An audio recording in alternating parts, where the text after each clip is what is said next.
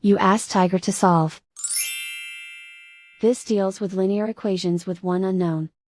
The final result is n equals 13/10. Let's solve it step by step. Simplify the expression. Group like terms. Simplify the arithmetic. Group all constants on the right side of the equation. Add 13 to both sides. Simplify the arithmetic.